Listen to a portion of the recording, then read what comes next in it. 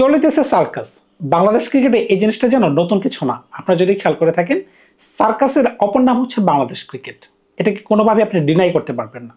আপনি যদি দেখেন, বাংলাদেশ কিন্তু নেদারল্যান্ডের সাথে খুব সহজভাবে সিরিজ জয়লাভ করে ফেলছে। কিন্তু এই সিরিজটা আয়োজনের পিছনে মূল লক্ষ্যটা কি ছিল? এশিয়া কাপের প্রিপারেশন। এশিয়া কাপের প্রিপারেশন হিসেবে আমরা কি নিছি? আমরা 8 উইকেটে জয়লাভ করছি, আমরা 9 উইকেটে জয়লাভ করছি। খাতা কলমে এই স্ট্যাটটা কিন্তু অনেক বড় একটা জয়। দুইটা খেলাতে যদি আপনি চিন্তা করে দেখেন, আপনি 13তম ওভারে খেলা জয়লাভ করে ফেলছেন। সুতরাং বুঝতেই পারতেছেন 140 রানের কাছাকাছি বা 104 রানের কাছাকাছি যখন আপনি টার্গেটটা এত অল্প রানের মাঝখানে, এত অল্প ওভারের মাঝখানে নিয়ে যাবেন, 9 উইকেট এবং 8 উইকেট আপনি জয়লাভ করবেন, ওয়াও পারফরমেন্স মনে হতে পারে। কিন্তু আমরা যখন খেলা দেখতেছিলাম, মানে এতটাই বোরিং খেলা মনে হচ্ছিল যে টিভি বন্ধ করে দিতে মনে যাচ্ছিল। কারণ কি, এই খেলা কি দেখবো, দেখার কিছুই নেই। সবচেয়ে বড় কথা হচ্ছে, আমরা যেহেতু প্রিপারেশন নিতে যাচ্ছি, তাহলে কেন আমরা টস জিতে ফিল্ডিং করার সিদ্ধান্ত নিলাম? এই জিনিসটাকে একবার আপনারা চিন্তা করতে পারতেছেন? আমরা যে বলি এক, করি আরেক, সেটা কি মিলে আমার কথার সাথে? আপনারা হয়তো গালি দিতে পারেন আমাকে, কিন্তু গালি দেওয়ার আগে আপনারা একবার চিন্তা করে দেখেন, বাংলাদেশ ক্রিকেট কোন পর্যায়ে দাঁড়ায় আছে, তারা কোন পর্যায়ে খেলতেছে, এমনকি তাদের বলার ভাষা কি আর করার ভাষা কি। দেখেন, পাওয়ার কোচ হিসেবে, মানে পাওয়ার ব্যাটিং এর কোচ হিসেবে কিন্তু আমরা জুলের উঠকে 3 সপ্তাহের জন্য নিয়োগ দিয়েছিলাম। তিনি কিন্তু যথেষ্ট চেষ্টা করছেন। আমরা পারি আর না পারি সেটা অন্য হিসাব, কিন্তু আমাদের মূল লক্ষ্য কি ছিল? আমরা যেন ব্যাটিং করে 210 220 রান করতে পারি। আমাদের কাছে কিন্তু 2 ম্যাচের সুযোগ ছিল যে আমরা টস জিতে প্রথমে আগে ব্যাটিং করি। দেখেন, আমাদের মাঝখানে কিন্তু ভয় আছে। ভয়টা কি? যদি আমাদের ব্যাটিং কলাপস হয়ে যায় আর যদি আমরা নেদারল্যান্ডের কাছে ম্যাচ হেরে যাই, তখন কিন্তু আমাদের লোকলজ্জার ভয়ে আমরা কিন্তু মুখ দেখাতে পারবো না। বিষয়টা কিন্তু সিম্পল, আর কোনো কারণই নাই। দেখেন, সিরিজ জেতা যদি মূল লক্ষ্য হয়, তাহলে আপনি অস্ট্রেলিয়াকে ডাক দিতেন, পারলে তাদের সাথে জয়লাভ করতেন, তাদের এ ক্যাটাগরি টিমের সাথে জয়লাভ করতেন। নেদারল্যান্ড একটা টিম হলো, তার সাথে আপনি জয়লাভ করতেছেন, সেলিব্রেশন করতেছেন, আমার তো দেখে লজ্জা লাগতেছে ভাই। তারপরে তানজিদ গতকালকে যে ধরনের ব্যাটিং করছেন, 40 বলে 50 টি-20তে, এটা তো ভাই বর্তমানে ওডিআইতে কেউ করে না। সুতরাং বুঝতেই পারতেছেন 100 রানের টার্গেটে যদি আপনি 40 রানে 50 করেন, লিটন কুমার দাস 18 বলে 18, আপনি কি বোঝাতে চাইতেছেন? আমি কিছুই বুঝতে পারতেছি না। সার্কাস ভাই, সার্কাস। এই ধরনের সার্কাস দেখায় লাভ নেই। আমি আগেই বলছি, এই টিমের মাঝখানে যথেষ্ট পরিমাণ ব্যাটিং নাই। আপনারা সবাই আমাকে গালি দিচ্ছেন। কারণ কি? কারণ আপনারা বলতেছেন যথেষ্ট ভালো পরিমাণ টিম হয়েছে। যথেষ্ট ভালো পরিমাণ যদি টিম হয়, ধরে নিলাম যথেষ্ট ভালো পরিমাণ টিম, তাহলে ব্যাটিং অ্যাপ্রোচ কেন এরকম ছিল? একমাত্র ইমনকে ছাড়া আমি কাউকে দেখি নাই যে ভালো অ্যাপ্রোচ নিয়ে ব্যাটিং করতে। প্রথম ম্যাচে অবশ্যই সাইফ হাসান দুর্দান্ত ব্যাটিং করছে, এই বিষয়ে কোনো ডাউট নাই।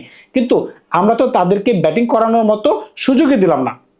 আমরা যদি আগে ব্যাটিং করতাম আর আমাদের ক্যাপ্টেন যদি বলে দিত বা আমাদের কোচ যদি বলে দিত তোমরা 220 রানের জন্য যাও, তখন কিন্তু প্রত্যেকজন ব্যাটসম্যান কিন্তু ব্যাটিং করার সুযোগ পেত। কারণ কি, সবাই 4 ছক্কা মারার চেষ্টা করতো, আউট হয়ে যেত সবাই, কিন্তু আমরা দেখতে পারতাম যে কে কিরকম ব্যাটিং করছে। দেখেন, তহিদ হৃদয় ব্যাটিং এ নামতে পারলো না, জাকির আলী ব্যাটিং এ নামতে পারলো না। এই দুজন কিন্তু বাংলাদেশ দলের মেইন পিলার। আপনি বড় আসরে যাবেন, দেখবেন যে তাদেরকে অনেক বড় রান করতে হইতে পারে। কারণ কি, টপ অর্ডার আমাদের কলাপস হয়ে যাবে, এটা আপনি লিখে রাখেন। কারণ কি, যখন জাসপ্রীত বুমরাহ বোলিং করবে, যখন শাহিন আফ্রিদি বোলিং করবে, যখন রাশিদ খান বোলিং করবে, হাসান খান বোলিং করবে, আমাদের ব্যাটসম্যানরা চোখে সর্ষা ফুল দেখবে। কিন্তু আমাদের যে মিডল অর্ডার, যেটা হচ্ছে সবচাইতে গুরুত্বপূর্ণ, আমাদের টপ অর্ডার থেকে রান আমাদের আসে না, কালেভদ্রে আসে। আমাদের টপ অর্ডার কালেভদ্রে রান করতে পারে, টেল এন্ডার বা আর হচ্ছে মিডল অর্ডার মিলে রান করে, তাদেরকে আমরা পরখ করার সুযোগ দিলাম না। সাইফুদ্দিন, যাকে নিয়ে আমাদের অনেক আশা, তাকে দলে ঢুকাইতে পারলাম না। দলে ঢুকাইতে তো পারলামই না, আমাকে তাকে ব্যাটিং করার সুযোগ দিতে পারলাম না। সাইফুদ্দিনের কথা বাদ দেন, আপনি কাকে ব্যাটিং করতে পারতেছেন না, জাকির আলীকে ব্যাটিং করতে পারতেছেন না, আপনি শামীম পাটোয়ারিকে তো দলে ঢুকাইতে পারলেন না। এমনকি সাইফ, যেখানে প্রথম ম্যাচে দুর্দান্ত খেলছেন, তাকে তো আজকে ওপেনিংয়ে পাঠাতে দরকার ছিল। সুতরাং বুঝতেই পারতেছেন যে বাংলাদেশ দলের সার্কাস নামে যে জিনিসটা চলতেছে, সেটা কিন্তু কোনোভাবে মানা যায় না। দেখেন, একটা ক্যাপ্টেন যদি বলে, তাহলে কোচ যদি বলে না আজকে আমরা ওই ধরনের ক্রিকেট খেলবো, আমরা টস জিতে ব্যাটিং করবো, তো তখন কি অন্য কেউ কি এই সিদ্ধান্ত পাল্টানোর মতো ক্ষমতা রাখে? কেউ রাখে না। তার মানে কি, আমরা খুব সেফ জোনে খেলার চেষ্টা করি। সেফ জোনে ক্রিকেট খেলা হয় না ভাই। সেফ জোনে হলে আপনি ঘরে বসে থাকেন, ঘরে বসে বসে আমার মতো খেলা দেখেন, মনে চাইলে দেখবেন, মনে না চাইলে বন্ধ করে রাখবেন। আর স্টেডিয়ামে যদি আপনি মাঠে গিয়ে খেলতে থাকেন, তাহলে আপনি সেফ জোনে খেলতে পারবেন না। সেফ জোনে খেললে আপনি কাদের সাথে খেলতে পারবেন? আপনি ঘরের মাঠে কুয়া খুঁড়ে দুর্বল দলের সাথে খেলতে পারবেন। নেদারল্যান্ড যদি ক্রিকেট টিম হয়, তাহলে তো কোনো কথাই নেই। আবার নেদারল্যান্ডের ভালো টিমের সাথেও কিন্তু আপনারা হেরে যান। 2024 সালের কথা কি আপনাদের মনে পড়ে? আমরা যে হারছিলাম, আপনাদের মনে পড়ে? তহিদ হৃদয় যেভাবে বোল্ড হয়ে গেছিল। তো সুতরাং বুঝতেই পারতেছেন, নেদারল্যান্ডের মতো টিমও যদি ভালো জায়গায় ভালো পরিবেশে খেলে, তাদের সাথেও কিন্তু আমরা জিততে পারি না। সুতরাং বুঝতেই পারতেছেন আমাদের ক্রিকেটে চলতেছে সার্কাস, বারবার বলতেছি সার্কাস চলতেছে। এখন এটা নিয়ে আপনাদের মন্তব্য কি? বাংলাদেশ ক্রিকেট নিয়ে আপনারা কোন ধরনের প্রত্যাশা করেছিলেন? আপনাদের প্রত্যাশা আর তাদের খেলা কি একসাথে কি মিলছে? আমি কিন্তু আগেই বলে আসছিলাম যে বাংলাদেশ ক্রিকেটে কিচ্ছু হবে না, কারণ কি তাদের মেন্টালিটি দুর্বল, আমাদের মেন্টালিটি দুর্বল। আমরা যেভাবে বলি সেভাবে করি না। আমরা পাওয়ার হিটিং কোচ আনলাম, কিন্তু তাদেরকে দিয়ে কোনো ধরনের পাওয়ার হিটিং এর মতো ব্যাটিং আমি করালাম না। কারণ কি আমরা সেফ জোন থাকতে পছন্দ করি। আমরা পাকিস্তানের সাথে সিরিজ জয়লাভ করছিলাম, মনে পড়ে আপনাদের? এখন তো বলতে পারেন যে আমরা টানা 3টে ম্যাচ জয়লাভ করছি, 3টে ম্যাচ না 3টা সিরিজ জয়লাভ করছি। আমরা শ্রীলঙ্কার সাথে সিরিজ জয়লাভ করছি, একটা অ্যাওয়ার্ড ছিল, হোমে 2টা জয়লাভ করছি, একটা পাকিস্তানের সাথে একটা নেদারল্যান্ডের সাথে। পাকিস্তানের সিরিজটা যদি খেয়াল করে থাকেন ওইখানেও সার্কাস চলছে ভাই, আমাদের সিরিজ জয়লাভ করতে হবে, এটা হচ্ছে মূল কথা। আপনি যদি খেয়াল করে থাকেন প্রথম 2টা ম্যাচ স্লো টার্নিংটাকে কিন্তু আমরা পাকিস্তানকে ফেসিয়ে দিয়েছিলাম।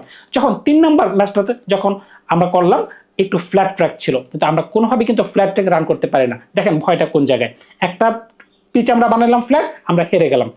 এমনকি নেদারল্যান্ডের সাথেও আমরা ভালো পিচ করার মতো যোগ্যতা রাখি না, এমনকি আমরা আগে ব্যাটিং করার মতো সাহস দেখাতে পারি না। কারণ কি যদি আমাদের 2-3 উইকেট পড়ে যায় তখন কি হবে?